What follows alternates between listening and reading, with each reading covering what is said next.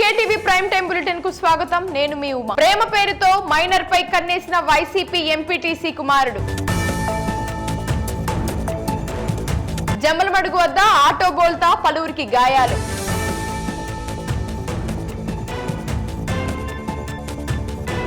విచారణకు దస్తగిరి ఏం చెప్పాడు?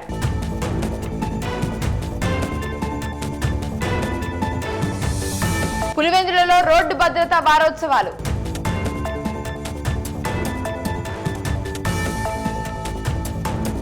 కమలనాథుల మధ్య కయ్యం, ఎవరికి కష్టం ఎవరికి ఇష్టం.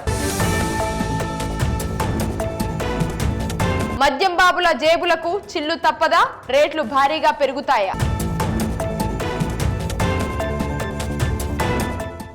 ప్రేమ పేరుతో మైనర్ బాలికను వైసీపీ నేత కుమారుడు మోసం చేసిన సంఘటన అన్నమయ్య జిల్లా కేంద్రంలో జరిగింది.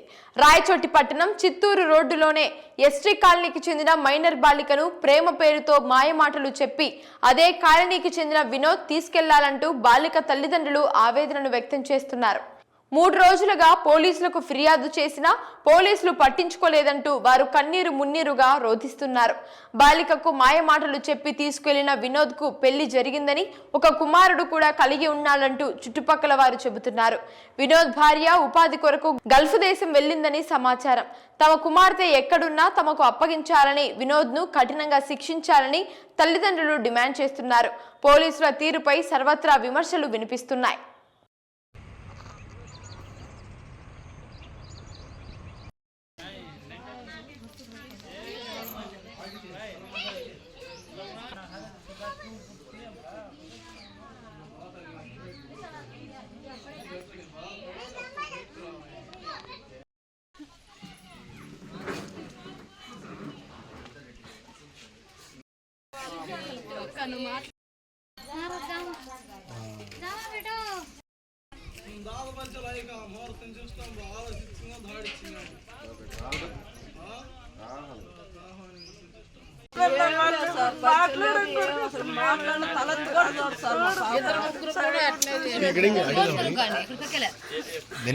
బాబుకు 17 సంవత్సరాలు.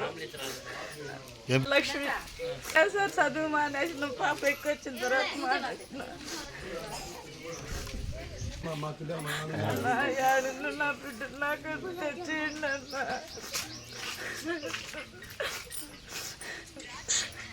నా బిడ్డ ఇల్లు దాటి అవతలకు పోయేది కదన్న అంటుంటే నా బిడ్డని ఏం మాయ చేసి తీసిపోయినరు అన్న.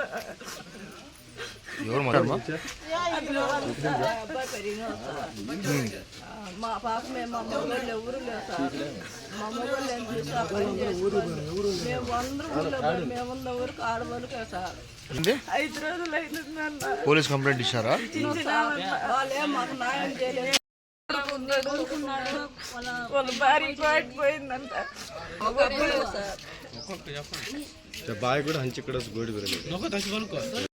కూడా చేస్తున్నారు కానీ ఎవరు మేము పోనీలు అనేసి పట్టించుకోకుండా వదిలేసినాం. పోనీలు ఎందుకు అనేసి మా పిల్లలకి మేము అబ్జర్వ్ చేసుకున్నాం కాబట్టి వదిలేసుకున్నాము.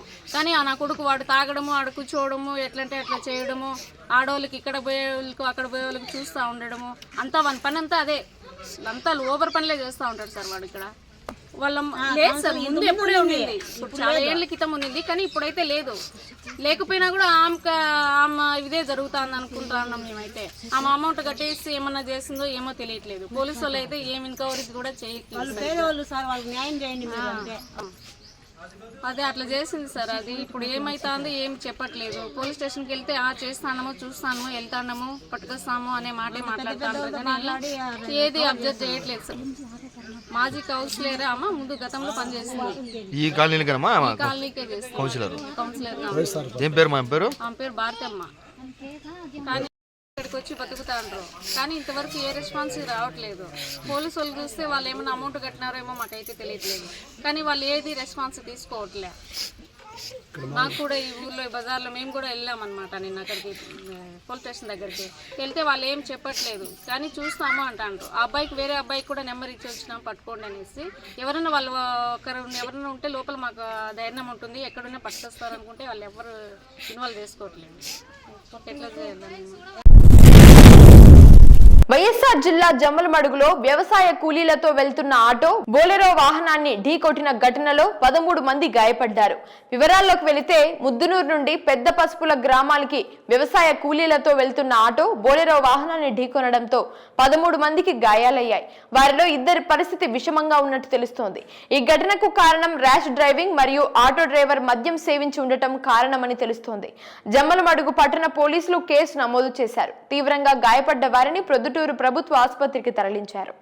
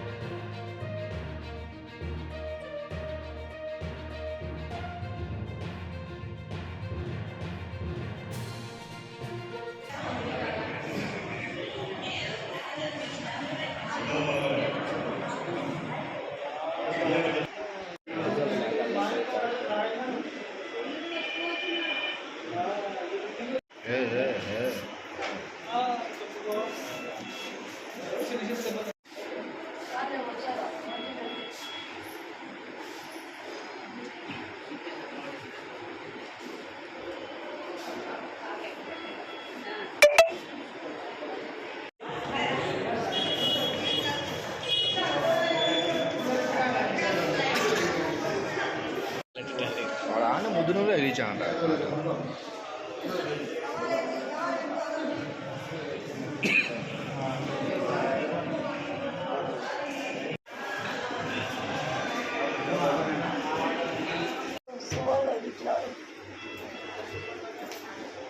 ఎంతమంది వచ్చినారు ఆటోలో? 13 మంది.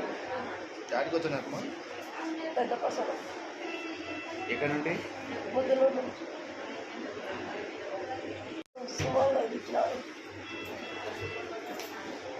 ఎంతమంది వచ్చినారు ఆటోలో? 13 మంది. జాడికి వచ్చినారమ్మా? పెద్ద పసలు. ఎక్కడ నుండి? ముద్దునూరు నుంచి. శనగకట్టెలు వచ్చాను సార్.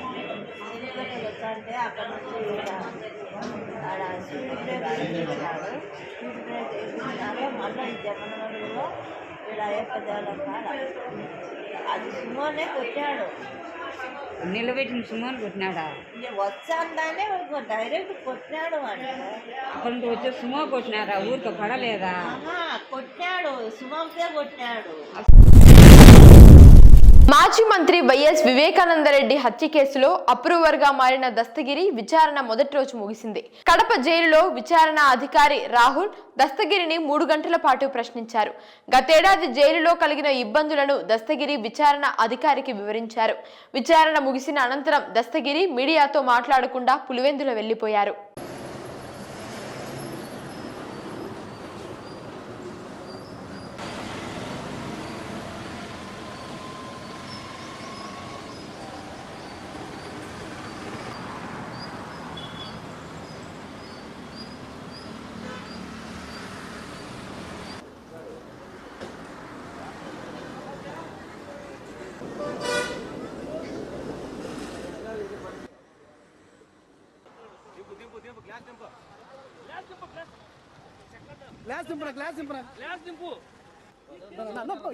అంత లోపల పెడతావు. ఈ రోజు ఇంకా ఫిర్యాదు చేసిన వాళ్ళు ఏమైనా వస్తున్నారా? ఎన్నికి రానా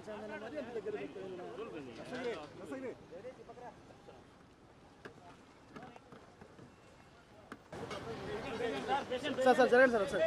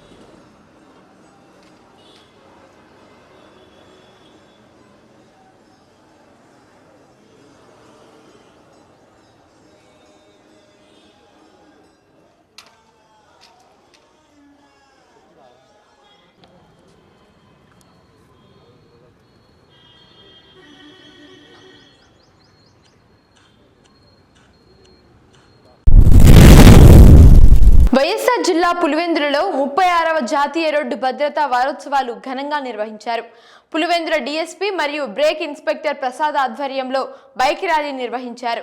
పులివెందుల అర్బన్ పోలీస్ స్టేషన్ నుంచి బైక్ ర్యాలీని ప్రారంభించిన డీఎస్పీ మురళీ నాయక్ పులివెందుల పురవీధులలో హెల్మెట్ ధరించి బైక్ ర్యాలీలో పాల్గొన్నారు. పూలంగల సర్కిల్ వద్ద మానవారం నిర్వహించిన విద్యార్థులు డీఎస్పీ మాట్లాడుతూ ఎక్కువ శాతం మరణాలు యాక్సిడెంట్ ద్వారానే జరుగుతున్నాయని, ప్రతి ఏటా 2 లక్షల నుంచి 3 లక్షల మంది ప్రాణాలు యాక్సిడెంట్ ద్వారా వారి కుటుంబాలు రోడ్డున పడుతున్నాయని డీఎస్పీ మురళీ నాయక్ తెలిపారు. నిర్లక్ష్యం కారణంగానే cell phone driving, drunk and drive, minor driving ద్వారా అత్యధిక ప్రమాదాలు జరుగుతున్నాయని, మనిషి శరీరంలో అతి సున్నితమైన ప్రదేశం తల కాబట్టి ప్రతి ఒక్కరూ హెల్మెట్ ను ధరించి వారి ప్రాణాలను కాపాడుకోవాలని తెలిపారు. బ్రేక్ ఇన్స్పెక్టర్ ప్రసాద్ మాట్లాడుతూ 2 వీలర్ వాహనం నడిపేవారు హెల్మెట్ కంపల్సరీగా ధరించాలని, అలాగే 4 వీలర్ వాహనం నడిపేవారు సీట్ బెల్ట్ ను ధరించాలని తెలిపారు. మైనర్లకు వాహనాలు ఇవ్వకూడదని, మైనర్లకు వాహనాలు ఇవ్వడం వల్ల యాక్సిడెంట్లు జరుగుతూ ఉండటంతో ప్రభుత్వం కొత్త చట్టంను రూపొందించారని, మైనర్లకు వాహనాలు ఇచ్చినట్లయితే తల్లిదండ్రులకు జైలు శిక్ష పడే అవకాశం ఉంది. ప్రతి ఒక్కరూ రూల్స్ ను పాటించి వారి ప్రాణాలను నిలుపుకోవాలని బ్రేక్ ఇన్స్పెక్టర్ తెలిపారు. ఈరోజు 36వ జాతీయ రోడ్డు మాసోత్సవాల సందర్భంగా ట్రాన్స్పోర్ట్ డిపార్ట్మెంటు మరియు పోలీస్ డిపార్ట్మెంటు డిఎస్పీ గారు ఆధ్వర్యంలో ఈరోజు బైక్ ర్యాలీ చేయడం జరిగింది. ఈ బైక్ ర్యాలీలో ఆర్టీసీ డిఎం గారు మరియు పోలీసు సిఐ సిబ్బంది అందరూ పాల్గొన్నారు. ఇక్కడ ప్రజలను ఉద్దేశించి మళ్ళా ఈ రూల్స్ అండ్ రెగ్యులేషన్స్ గురించి ఇక్కడ అవేర్నెస్ ప్రోగ్రామ్ కండక్ట్ చేయడం అనేది, ప్రతి ఒక్కరు 2 వీలర్ నడిపే వాళ్ళు హెల్మెట్ ధరించాలి, 4 వీలర్ నడిపే వాళ్ళు కంపల్సరీగా సీట్ బెల్ట్ ధరించాలి, అండర్ ఏజ్ ఉన్న వాళ్ళు కంపల్సరీగా వాళ్ళు డ్రైవ్ చేయకూడదని కోరుతున్నాము. ఎందుకంటే ఈ అండర్ ఏజ్ ఉన్నటువంటి డ్రైవ్ చేస్తే ఏదైనా యాక్సిడెంట్ జరిగిందనుకోండి, దానికి తల్లిదండ్రుల బాధ్యతలు చేస్తూ ఇప్పుడు కొత్త చట్టాలు తీసుకొచ్చారు. కాబట్టి తల్లిదండ్రులకి జైలు శిక్ష కూడా పడే అవకాశం ఉంది. మరియు అదే కాకుండా వాళ్ళకి ఫైన్ కూడా వేయబడడం జరుగుతుంది. కాబట్టి దయచేసి అండర్ ఏజ్ ఉన్న వాళ్ళకి ఎటువంటి పరిస్థితుల్లోనూ వాళ్ళకి వెహికల్ ఇవ్వకూడదని కోరుతున్నాము. ఈ విధంగా అందరూ రూల్స్ అందరికీ తెలుస్తాయి, బట్ అవలంబించే చాలా ఇంపార్టెంట్. కాబట్టి దయచేసి అందరూ రూల్స్ అండ్ రెగ్యులేషన్స్ పాటిస్తే ఆటోమేటికలీ మనము ప్రమాదాలన్నీ నివారించే వాళ్ళు అవుతాము. ఎవరైనా తెలియని వాళ్ళు ఎవరన్నా అన్ఎడ్యుకేటెడ్ ఉంటే కూడా మనం మోటివేట్ చేసి, అయ్యా 2 వీలర్ పోయేటప్పుడు సీట్ బెల్ట్ పెట్టుకోండి, కార్ డ్రైవ్ చేసే వాళ్ళు సీట్ బెల్ట్ పెట్టడం మనం మోటివేట్ చేస్తే కూడా మనం ఈ ప్రమాదాలని చాలా వరకు నివారించినట్లయితే. కాబట్టి అందరికీ ఇది రూల్స్ అండ్ రెగ్యులేషన్స్ పాటించి ఈ రోడ్డు వాళ్ళు భాగంగా అందరికీ థ్యాంక్ యూ చెప్తున్నానండి. Thank you very much. ముఖ్యంగా ఇది ప్రతి సంవత్సరము జాతీయ భద్రతా వారోత్సవాలు అనేటువంటి భారతదేశ వ్యాప్తంగా జరుగుతుంది. అది జనవరి 16 నుంచి మొదలయ్యి ఫిబ్రవరి 15వ తారీఖు వరకు ఉంటుంది.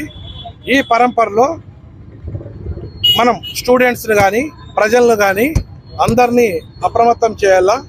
ఈ యాక్సిడెంట్స్ అనేటువంటి జరుపుకోకుండా నీ బాడీని నువ్వు ఏ రకంగా, నీ అంతకు నువ్వు ఏ రకంగా రక్షించుకోవాలి అనేటువంటి దాని మీద ఒక అవగాహన అనేటువంటిది జరుగుతుంది.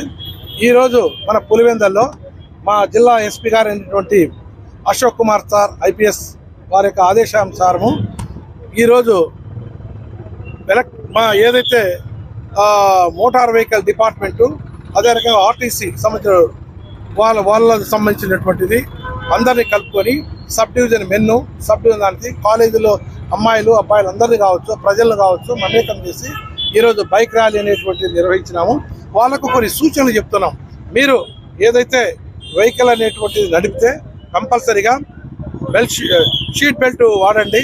అదే రకంగా మోటార్ సైకిల్ అనేటువంటిది కనుక వాడితే మీరు ఏ రకంగా మన సెల్ ఫోన్కి అయితే పగిలిపోకూడదని చెప్పి మనం ఏ రకంగా పౌచ్ అనేటువంటిది తీసుకుంటామో మీ తలకు కూడా రక్షించుకోవడానికి హెల్మెట్ ధరించండి. హెల్మెట్ లేనటువంటి ప్రయాణం చేయొద్దు. ఇది ఎందుకంటే మన భారతదేశ లెక్కలు తీసుకుంటే ప్రతి సంవత్సరము దగ్గర 2,75,000 నుంచి 3 లక్షల మంది వరకు ఈ యాక్సిడెంట్స్లో రకరకాలైనటువంటి యాక్సిడెంట్ రూపంలో చనిపోతున్నారు. ఏ తప్పు కూడా జరగదు, కానీ ఏ తప్పు కూడా చేయరు. అనవసరంగా ఒక నిర్లక్ష్యము అనేటువంటి ఒక కారణంతో సరైనటువంటి మెజర్మెంట్స్ తీసుకోకపోవడము, సరైనటువంటి ప్రణాళికలతో ఈ వాహనాలు నడిపేట తీసుకోకపోవడం వల్ల ఒక నిర్లక్ష్య ధోరణితో ప్రజలనే వాళ్ళు చాలా మంది చనిపోవడం జరిగింది. ఇటువంటి కాకోకుండా జాగ్రత్త తీసుకోండి అని చెప్పి చెప్తున్నాను. హోరాహోరీ రాజకీయాలకు పెట్టింది పేరు జమ్మలమడుగు. అక్కడ ఎవరైనా ఇద్దరు నేతలు ప్రత్యర్థులుగా మారారో ఆ వైరం జీవితకాలం. రాజకీయ ఆరోపణల వరకే పరిమితం కాదు, ఒకరిపై ఒకరు పిడుగుల్లాంటి ఎత్తులు పై ఎత్తులతో యుద్ధం చేస్తుంటారు. తూటాల్లాంటి వారి మాటలకు కడప బండలు కూడా పలపలమంటూ పగిలిపోతాయి. ఇప్పుడు జమ్మలమడుగులో ఇద్దరు నాయకుల మధ్య అలాంటి రాజకీయమే నడుస్తుంది. అయితే వారు ఒకే పార్టీకి చెందిన వారు కావడం విశేషం. పార్టీలో క్రమశిక్షణ, పార్టీ లైన్ కి అత్యంత ప్రాధాన్యం ఇచ్చే జాతీయ పార్టీ నేతలు కావడం అంతకంటే విశేషం. ఇప్పటికే అర్థమై ఉంటుంది ఆ నేతలు ఎవరో. మనం చెప్పుకోబోతోంది ఆది వర్సెస్ సీఎం రమేష్ గురించే. ప్రస్తుతం బీజేపీలో కొనసాగుతున్న ఈ ఇద్దరు కడప జిల్లాలోనే కాదు, రాష్ట్ర రాజకీయాల్లోనూ చక్రం తిప్పగల సత్తా ఉన్న నేతలే. మరి వీరి మధ్య వైరం ఎలా మొదలైంది, ఎప్పటి నుండి కొనసాగుతోంది, తప్పు ఎవరి వైపు ఉంది, విశ్లేషించే ప్రయత్నం చేద్దాం.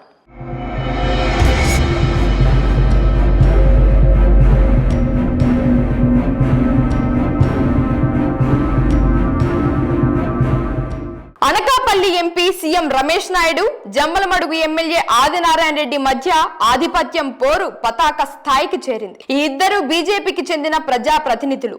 ఇద్దరిది ఒకే జిల్లా, ఒకే నియోజకవర్గం. సీఎం రమేష్ ది జమ్మలమడుగు నియోజకవర్గంలోని పోట్లదుర్తి అని కడప జిల్లా వాసులకు ప్రత్యేకంగా చెప్పక్కర్లేదు. జమ్మలమడుగు నియోజకవర్గంలో తన కంపెనీ చేపట్టిన పనుల్ని ఎమ్మెల్యే ఆది అనుచరులు అడ్డుకోవడం, తన కంపెనీ ఉద్యోగులపై దాడి చేయడాన్ని సీఎం రమేష్ జీర్ణించుకోలేకపోతున్నారట. ఆది రాజకీయం అంటే అలాగే ఉంటుంది మరి. ఎందుకంటే ఆదినారాయణ రెడ్డి ప్యూర్ పొలిటీషియన్, కానీ సీఎం రమేష్ పొలిటీషియన్ గా కంటే బిజినెస్ మెన్ గా ఆరితేరిన వ్యక్తి. ఆది ప్రత్యక్ష రాజకీయాల్లోనే తేల్చుకుంటూ వస్తున్నారు. కానీ సీఎం రమేష్ కి ప్రత్యక్ష రాజకీయాల కంటే ఏ పార్టీలో ఉంటే ఆ పార్టీకి అందించే బ్యాక్ అండ్ వర్క్స్ మీదే ఆధారపడి రాజకీయం చేస్తుంటారు. తగాదాలో కూడా ఈ ఇద్దరు వారి వారి శైలినే ఫాలో అవుతున్నారు. తన వ్యాపారాలపై నేరుగా విరుచుకుపడిన ఆదినారాయణ రెడ్డిని దెబ్బ కొట్టేందుకు సీఎం రమేష్ తన పొలిటికల్ బ్రెయిన్ ని వాడారు. జమ్మలమడుగులో టీడీపీ మండల అధ్యక్షుడు దేవగుడి నాగేశ్వర్ రెడ్డి నేతృత్వంలో నడిచే రిపబ్లిక్ క్లబ్ లో అనధికార అసాంఘిక కార్యకలాపాలు నిర్వహిస్తున్నారని కడప కలెక్టర్, ఎస్పీలకు సీఎం రమేష్ వారం క్రితం ఫిర్యాదు చేశారు. అంతేకాదు ఎలాంటి చర్యలు తీసుకున్నారో తన కార్యాలయానికి సమాచారం ఇవ్వాలని కూడా ఆ లేఖలో ప్రత్యేకంగా కోరారు. ఈ ఫిర్యాదుతో సదరు క్లబ్పై పోలీసులు దాడి చేశారు. అయితే రమేష్ ఆరోపణలకు బలం కలిగిన ఆధారాలేవి పోలీసులకు లభించలేదని సమాచారం. అంతేకాదు ఆరోపణలు ఎదుర్కొన్న దేవగుడి నాగేశ్వర్ రెడ్డి సీఎం రమేష్ గురించి సంచలన విషయాలను మీడియాకు వెల్లడించారు. జమ్మలమడుగు నియోజకవర్గంలో సీఎం రమేష్ అరాచకాలకు పాల్పడుతున్నారని, రమేష్ అరాచకాలను ఎమ్మెల్యే ఆది అడ్డుకోవడం వల్లే ఇలా కక్ష పెంచుకుని అసత్య ఆరోపణలు చేస్తున్నారని ఆరోపించారు దేవగుడి నాగేశ్వర్ రెడ్డి. సీఎం రమేష్ పేరుతో ఫిర్యాదు చేసినప్పటికీ ఆ స్క్రిప్ట్ అంతా వైసీపీ నాయకులదే అని నేరుగా సీఎం రమేష్ కు వైసీపీకి ఉన్న సంబంధాలపై చర్చకు తెరలేపారు. ఏది ఏమైనా సీఎం రమేష్ తన అనుచరుడిని టార్గెట్ చేయడంతో ఆదినారాయణ రెడ్డి కూడా రగిలిపోతున్నారు. ఆది అంటేనే ఫైర్. ఆదికి స్నేహమైన, వైరమైన, పోరాటమైన అన్నింటికీ తెగించాకే బరిలో దిగుతారు. చెప్పుతో కొడతా అంటూ మాస్ వార్నింగ్ తో తనదైన శైలిలో ఆది అటాక్ తో సీఎం రమేష్ వర్గం కంగు తిన్నట్లు అయింది. ఆదితో కొట్లాట అంటే టామ్ అండ్ జెర్రీ ఆట అనుకున్నారేమో తెలీదు, కానీ ఆది అనుచరుడిని టార్గెట్ చేసి సీఎం రమేష్ తప్పు చేశారన్న టాక్ వినిపిస్తోంది. ఇక ఎట్టి పరిస్థితుల్లో జమ్మలమడుగులో సీఎం రమేష్ కంపెనీ పనుల్ని సజావుగా సాగే పరిస్థితి ఉండదని రాజకీయ వర్గాలు అంటున్నాయి. ఇలా ఒకే పార్టీకి చెందిన ఇద్దరు ముఖ్య నేతల మధ్య వార్ కడప జిల్లాలో తీవ్ర చర్చనీయాంశమైంది.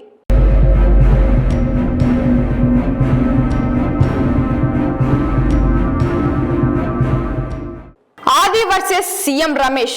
అసలు ఈ వార్ ఇప్పుడు మొదలైంది కాదు.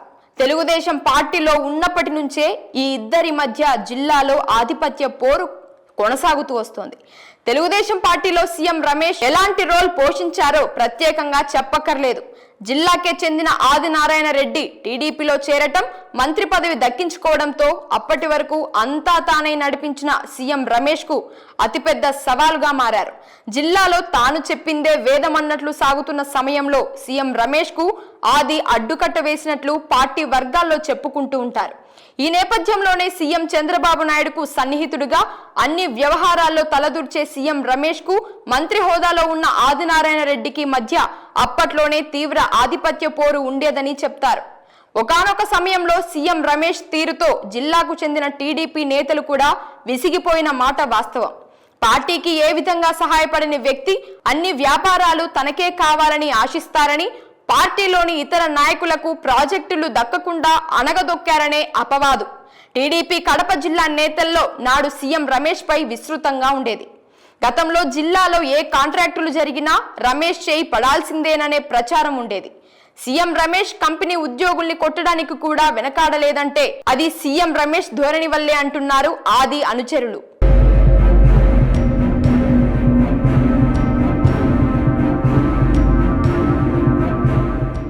ప్రస్తుతం ఆదినారాయణ రెడ్డి, సీఎం రమేష్ లు ఇద్దరు బీజేపీలోనే ఉన్నారు. గత 2024 ఎన్నికల్లో ఒకరు ఎంపీ అయితే మరొకరు ఎమ్మెల్యేగా విజయం దక్కించుకున్నారు. గత వైసీపీ హయాంలో పురుడు పోసుకున్న ఓ ప్రాజెక్టు వీరి మధ్య మళ్లీ రచ్చకు కారణమైంది. జమ్మలమడుగులో అదానీ కంపెనీ నిర్మిస్తోన్న హైడ్రో పవర్ ప్రాజెక్టుకు సంబంధించి సబ్ కాంట్రాక్ట్ ను సీఎం రమేష్ కు చెందిన రుత్విక్ కన్స్ట్రక్షన్ సంస్థ దక్కించుకుంది. ఇప్పుడు అక్కడ జరగనున్న పనుల్లో పెత్తనమంతా వైసీపీ నేతలదే అని ఆది వర్గం ఆరోపిస్తోంది. తన సొంత నియోజకవర్గంలో ఎక్కడో ఎంపీగా గెలిచిన సీఎం రమేష్ ఆధిపత్యం ఏంటన్నది ఆది వర్గం వాదన.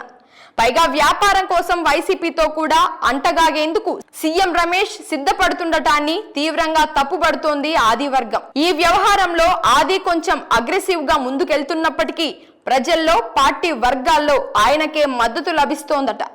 జిల్లా రాజకీయాల గురించి, సీఎం రమేష్ వ్యవహార శైలి, ఆయన వ్యాపార ధోరణి గురించి బాగా తెలిసిన కడప జిల్లా రాజకీయ వర్గాల్లో ఆదికి మంచి మార్కులు పడుతున్నాయంటున్నారు. మరి ఈ వివాదానికి ఎలా ఫుల్ స్టాప్ పడుతుందనేది మాత్రం ప్రస్తుతానికి అంతుబట్టని విషయంగానే ఉంది.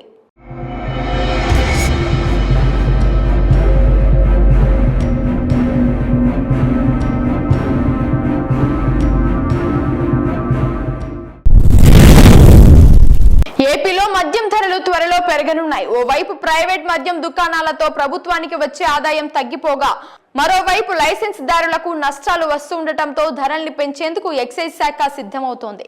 ఆంధ్రప్రదేశ్ లో మద్యం ధరలు పెరగనున్నాయి. మద్యం దుకాణదారులకు చెల్లిస్తున్న మార్జిన్ చాలడం లేదని ఆందోళన వ్యక్తం చేస్తున్న నేపథ్యంలో కమిషన్ పెంపుకు ప్రభుత్వం ఆమోదం తెలిపింది. ఇప్పటికే ప్రైవేట్ మద్యం దుకాణాల ఏర్పాటుతో ప్రభుత్వానికి వచ్చే ఆదాయం గణనీయంగా తగ్గిపోయింది. 2023-24లో దాదాపు 36,000 కోట్ల రూపాయలు ప్రభుత్వానికి ఆదాయంగా లభించింది. ఇందులో డిస్టిలరీలకు చెల్లించిన డబ్బుతో పాటు ఉద్యోగుల జీతాలకు పోగా 20 నుంచి 30,000 కోట్ల రూపాయల ఆదాయం ప్రభుత్వానికి సమకూరింది. ఏపీలో గతేడాది కూటమి ప్రభుత్వం అధికారంలోకి వచ్చిన తర్వాత ప్రైవేట్ మద్యం దుకాణాలను ఏర్పాటు చేయాలనే ప్రతిపాదనపై ఆర్థిక శాఖ అభ్యంతరాలు తెలిపింది. ఏపీలో ప్రభుత్వానికి భారీగా ఆదాయాన్ని ఇచ్చే మద్యం విక్రయాలను ప్రైవేట్ వ్యక్తులకు అప్పగిస్తే ప్రభుత్వ ఆదాయం తగ్గుతుందని సూచించినా ప్రభుత్వం కొత్త పాలసీలో ప్రైవేట్ మద్యం దుకాణాల ఏర్పాటుకు మొగ్గు చూపింది. గతేడాది అక్టోబర్ 16 నుంచి ఏపీలో 3,000కు పైగా ప్రైవేట్ మద్యం దుకాణాలు ఏర్పాటయ్యాయి. మద్యం దుకాణాల్లో విక్రయాలకు 20% కమిషన్ లభిస్తుందని ప్రచారం చేయడంతో పోటీ పడి దరఖాస్తులు చేశారు. ఏపీలో మద్యం వ్యాపారాలన్నీ ఆయా నియోజకవర్గాల్లో స్థానిక ప్రజా ప్రతినిధుల కనుసన్నల్లోనే జరుగుతున్నాయనే విమర్శలు ఉన్నాయి. రాష్ట్ర వ్యాప్తంగా వేళ్ల మీద లెక్కించదగ్గ సంఖ్యలోనే ఎమ్మెల్యేలు మద్యం వ్యాపారాలకు దూరంగా ఉన్నారనే ఆరోపణలు ఉన్నాయి. ఈ క్రమంలో లిక్కర్ వ్యాపారంలో పెట్టుబడులకు తగిన విధంగా లాభాలు రావడం లేదని వ్యాపారులు ఆందోళన వ్యక్తం చేస్తున్నారు. గత డిసెంబర్లో కమిషన్ పెంచకపోతే అమ్మకాలు నిలిపివేస్తామని అల్టిమేటం కూడా ఇచ్చారు. ఈ క్రమంలో వ్యాపారుల ఆందోళనలతో ఎక్సైజ్ శాఖ మద్యం విక్రయాలపై చెల్లిస్తున్న మార్జిన్ ను పెంచేందుకు అంగీకరించినట్టు తెలుస్తోంది. గురువారం జరిగిన కేబినెట్ లో ఈ మేరకు నిర్ణయం తీసుకున్న ఎన్నికల కోడ్ నేపథ్యంలో ఈ నిర్ణయాన్ని అధికారికంగా ప్రకటించలేదని తెలుస్తోంది. ఏపీలో మద్యం ధరలు తగ్గుతాయంటూ కొద్ది నెలలుగా వార్తలు వెలువడుతున్నాయి. అయితే బ్రాందీలో ఒక బ్రాండ్, విస్కీలో మరో బ్రాండ్ మాత్రమే 30 రూపాయల వరకు ధరలు తగ్గాయి. బ్రాందీకి ఓ ప్రముఖ నటుడు బ్రాండ్ ప్రమోటర్ గా ఉన్నారు. లిక్కర్ వ్యాపారంలో గత 5 ఏళ్లుగా ఒడిదుడుకులు ఎదుర్కొంటున్న మరో బ్రాండ్ కూడా ధర తగ్గించింది. ఈ క్రమంలో దాదాపు 10 బ్రాండ్ల ధరలు తగ్గుతాయని డిసెంబర్ నుంచి ఎక్సైజ్ శాఖ లీకులు ఇచ్చింది. మద్యం ధరల ఖరారు విషయంలో రకరకాల పిల్లి మొగ్గలు వేసినా ధరలు మాత్రం తగ్గలేదు. ఎక్సైజ్ శాఖ నిర్వాకంతోనే ప్రభుత్వం ఇరకాటంలో పడినట్టు తెలుస్తోంది. వైసీపీ హయాంలో నాణ్యత లేని మద్యంతో పాటు 2019 మే నాటికి ఉన్న ధరల కంటే దాదాపు 80 నుంచి 100% ధరలు పెరిగాయి. సంపూర్ణ మద్యం నిషేధం పేరుతో మొదట్లో 200% ధరలు పెంచేసి తర్వాత వాటిని 100%కి తగ్గించారు. దీంతో ప్రభుత్వంపై తీవ్ర వ్యతిరేకత వచ్చింది. మద్యం విక్రయాలపై వచ్చే డబ్బును అమ్మ ఒడి వంటి పథకాలకు వెచ్చించారు. జనం కూలీ నాలి చేసుకుని సంపాదించే డబ్బును మద్యం ద్వారా ప్రభుత్వం తీసుకుని పథకాలకు పంచిపెట్టిందనే విమర్శలు వచ్చాయి. ఇది గత ప్రభుత్వంపై తీవ్ర ప్రభావం చూపింది. ఏపీలో త్వరలో మద్యం ధరలు పెరిగే సూచనలు స్పష్టంగా కనిపిస్తున్నాయి. దుకాణదారులకు ప్రస్తుతం చెల్లిస్తున్న కమిషన్ను 14.5%కి పెంచాలని నిర్ణయించడంతో ఆ మేరకు ధరలు పెరిగే అవకాశం ఉంది. ప్రస్తుతం ప్రభుత్వానికి వస్తున్న డబ్బును వదులుకోకుండా ఆ మేరకు మద్యం ధరలు పెంచుతారని చెబుతున్నారు. మద్యంపై వచ్చే ఆదాయం, విక్రయాలు, లైసెన్సుల ద్వారా వచ్చే ఆదాయం విషయంలో ఎక్సైజ్ శాఖ అనాలోచిత చర్యలతో ఖజానాకు గండిపడగా తాజాగా ప్రజలపై కూడా భారం పడనుంది. కొత్త పాలసీ వచ్చిన 4 నెలల్లోనే ధరలు పెంచనుండడం విమర్శలకు తావిస్తోంది. మద్యం విక్రయాలపై లైసెన్స్ దారులకు చెల్లించే మార్జిన్ 14%కి పెంచేలా కేబినెట్ ఆమోదం తెలిపింది. మద్యం లైసెన్స్ దారులకు చెల్లించే మార్జిన్ ను ఉత్పత్తిపై అన్ని రకాల పన్నులు వేసిన తర్వాత వచ్చే ధరను ఇష్యూ ప్రైస్ గా నిర్ణయిస్తారు. దీనిపై వ్యాపారులకు మార్జిన్ ఇస్తారు. వ్యాపారులకు చెల్లించే మార్జిన్ కలిపి ఎంఆర్పీగా నిర్ణయిస్తారు. గతేడాది దుకాణాలను ఖరారు చేసిన సమయంలో మద్యం ఇష్యూ ప్రైస్ పై 20% కమిషన్ ఇస్తామని ప్రకటించారు. ప్రస్తుతం వ్యాపారులకు 10% లోపే కమిషన్ వస్తోంది. దీంతో వ్యాపారులు చేయలేమని ప్రభుత్వంపై ఒత్తిడి చేసే సఫలమయ్యారు. వ్యాపారులకు 14%కి మార్జిన్ పెంచడం వల్ల 1000 కోట్ల వరకు ప్రభుత్వం కోల్పోతుంది. దీని స్థానంలో ధరలు పెంచాలని ఎక్సైజ్ శాఖ పలు ప్రతిపాదనలు సిద్ధం చేసింది. గరిష్ట చిల్లర ధర 150 రూపాయలు దాటిన బ్రాండ్లపై 10 రూపాయల ధర పెంచాలని ప్రతిపాదన రెడీ చేసింది. మద్యం బ్రాండ్లలో అన్ని కేటగిరీలకు 14% మార్జిన్ ఇచ్చి 150 రూపాయలు ఖరీదు దాటిన బ్రాండ్లపై 10 రూపాయలు పెంచితే ప్రభుత్వానికి 135 కోట్లు మాత్రమే నష్టమని లెక్కలు వేసింది. క్వార్టర్ 99 రూపాయలు బ్రాండ్లు మినహా అన్నింటిపై 10 రూపాయలు పెంచి 14% మార్జిన్ ఇస్తే ప్రభుత్వానికి 320 కోట్లు అదనంగా లభిస్తుంది. 150 రూపాయలు దాటిన బ్రాండ్లపై 10 రూపాయలు పెంచి మార్జిన్ ను 2 కేటగిరీల్లో 10.5, 14%లుగా అమలు చేస్తే 220 కోట్ల రూపాయల ఆదాయం పెరుగుతుందని లెక్కలు వేస్తున్నారు. నిన్న మొన్నటి వరకు మద్యం ధరలు తగ్గిస్తామని ఊదరగొట్టి ఇప్పుడు ధరలు పెంచడానికి ఎక్సైజ్ శాఖ ప్రయత్నాలు చేస్తూ ఉండటంతో విపక్షాలకు కలిసి వచ్చే అవకాశం ఉంటుంది. నాగ చైతన్య, సాయి పల్లవి జంటగా నటించిన తండేల్ మూవీ శుక్రవారం రిలీజ్ అయింది. చందు మొండేటి దర్శకత్వం వహించిన ఈ మూవీ ఎలా ఉందో ఇప్పుడు చూద్దాం. ఈ ఏడాది తెలుగు ప్రేక్షకులు ఆసక్తిగా ఎదురు చూసిన సినిమాల్లో తండేల్ ఒకటి.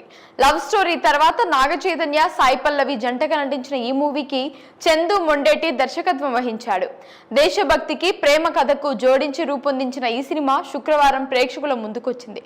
తండేల్ మూవీ ఎలా ఉంది, నాగ చైతన్య, సాయి పల్లవి జోడీ మెప్పించారా లేదా అనేది ఇప్పుడు చూద్దాం. అంటే రాజు, నాగ చైతన్య, సత్య, సాయి పల్లవి చిన్ననాటి నుంచి కలిసి పెరుగుతారు. స్నేహంతో మొదలైన వారి జర్నీ ప్రేమగా మారుతుంది.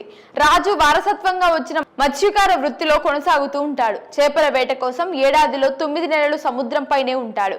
ఆ 9 నెలలు రాజు కోసం ఎదురు చూస్తూ బతికేస్తుంది సత్య. చేపల వేటకు వెళ్లిన రాజుకు ఏం జరుగుతుందోనని ప్రతిక్షణం భయపడుతూ ఉంటుంది సత్య. ప్రియురాలి బాధ, భయం చూసిన రాజు మళ్లీ వేట కోసం సముద్రంపైకి వెళ్ళనని సత్యకు మాటిస్తాడు. కానీ సత్యకు ఇచ్చిన మాట తప్పుతాడు రాజు. తనకు తండేల్ ముఖ్యమని సముద్రంలోకి వెళ్తాడు. ఆ తర్వాత ఏమైంది? చేపల వేటకు వెళ్లిన రాజు పాకిస్తాన్ కోస్ట్ గార్డ్స్ కు ఎలా దొరికిపోయాడు? పాకిస్తాన్ జైలులో రాజుకు ఎలాంటి కష్టాలు ఎదురయ్యాయి? సత్యకు ఇచ్చిన ప్రామిస్ ను రాజు నిలబెట్టుకోలేకపోవడానికి కారణం ఏంటి? రాజుపై కోపంతో అతడిని కాదని మరొకరితో సత్య పెళ్లికి ఎందుకు స్థిరపడింది? రాజు జైలు నుంచి విడుదలయ్యాడా? అతడి ప్రేమను సత్య అర్థం చేసుకుందా లేదా అన్నదే ఈ మూవీ కథ. దేశభక్తి అన్నది ఓ ఎమోషన్. బాక్సాఫీస్ సక్సెస్ ఫార్ములాగా అనేక సార్లు నిరూపితమైన ఈ ఎమోషన్ కు లవ్ స్టోరీని జోడించి దర్శకుడు చందు మొండేటి తండేల్ మూవీని తెరకెక్కించాడు. మత్స్యకారులు జీవితంలో జరిగిన కొన్ని యథార్థ సంఘటనలను తీసుకుని వాటికి ఫిక్షనల్ అంశాలు జోడించి తండేల్ కథ రాసుకున్నాడు. తండేల్ మూవీకి బ్యాక్ డ్రాప్ ఫ్రెష్నెస్ ను తీసుకొచ్చింది. సముద్రం, జాలర్ల జీవితాలను తెరపై చూపించే కథలతో తెలుగులో చాలా తక్కువ సినిమాలు వచ్చాయి. రా అండ్ రస్టిక్ గా ఈ నేటివిటీని సినిమాలో చూపించాడు డైరెక్టర్. యాస నుంచి లైఫ్ స్టైల్ వరకు ప్రతి విషయంలో సహజత్వానికి ప్రాముఖ్యతనిచ్చాడు. రాజుకు సత్య దూరమయ్యే సీన్ తోనే తండేల్ మొదలవుతుంది.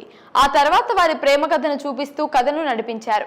ప్రియురాలికి దూరమైన రాజు పడే సంఘర్షణ, మరోవైపు సత్య విరహ వేదనను, ఎదురు చూపులను పొయెటిక్ గా చూపించారు. ఈ ప్రేమ కథతో పాటు సమాంతరంగా తండేల్ అంటే ఏమిటి, చేపల వేటకు వెళ్లిన జాలర్ల కష్టాలు, కన్నీళ్లతో పాటు వ్యాస గొప్పతనాన్ని చూపించారు.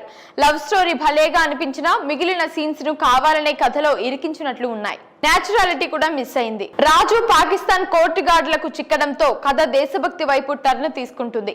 జైలులో రాజు అండ్ టీం కు ఎదురయ్యే అవమానాలు, వందే మాత్రం పాడి తమ దేశభక్తిని నిరూపించుకోవడం, దేశం పేరును గోడపై రాసి అవమానించిన శత్రువులకు రాజు బుద్ధి చెప్పడం లాంటివి ఆడియన్స్ కు హై ఫీల్ ను ఇవ్వలేకపోయాయి. రాజు కోసం ఢిల్లీలో హీరోయిన్ చేసే పోరాటం కూడా సోసోగానే అనిపిస్తుంది. పడుతూ లేస్తూ సెకండ్ హాఫ్ సాగింది. తమ టీంలోని ఓ మెంబర్ ను రాజు కాపాడే సీన్ డైరెక్టర్ థ్రిల్లింగ్ గా రాసుకున్నారు. అలాంటివి సెకండ్ హాఫ్ లో మరికొన్ని పడుంటే సినిమా స్థాయి మారిపోయేది. నాగ చైతన్య, సాయి పల్లవి పోటీపడి నటించారు. వారిద్దరి లవ్ స్టోరీ, కెమిస్ట్రీని అందంగా రాసుకున్నాడు డైరెక్టర్. చాలా చిన్న చిన్న భావాల నుంచే ప్రేమ కథను హృదయంగా పండించడం బాగుంది. రాజు పాత్ర నాగ చైతన్య కెరీర్ లో one of the best characters లో ఒకటిగా నిలుస్తుంది. సాయి పల్లవి గత సినిమాలకు భిన్నంగా కనిపించింది. గుండె నిండా బాధను మోస్తున్న అమ్మాయిగా సినిమా మొత్తం ఒకే రకమైన ఎమోషన్ తో అదరగొట్టింది. దేవిశ్రీ ప్రసాద్ మ్యూజిక్ ఈ సినిమాకు బలంగా నిలిచింది. తన పాటలు, బీజిఎంతో దేవిశ్రీ ప్రసాద్ మ్యూజిక్ చేశాడు. బుజ్జి తల్లి, శివోహం పాటలు బాగున్నాయి. విజువల్ గా తండేల్ ఆకట్టుకుంది. తండేల్ నాగ చైతన్య ఫ్యాన్స్ కు విందు భోజనంలా ఉంటుంది. తండేల్ తర్వాత విరూపాక్ష దర్శకుడు కార్తిక్ వర్మతో ఓ మూవీ చేయబోతున్నాడు నాగ చైతన్య. ఈ పాన్ ఇండియన్ మూవీని SVCC బ్యానర్ తో కలిపి సుకుమార్ రైటింగ్ సంస్థ ప్రొడ్యూస్ చేస్తోంది. చూస్తూనే ఉండండి KTV.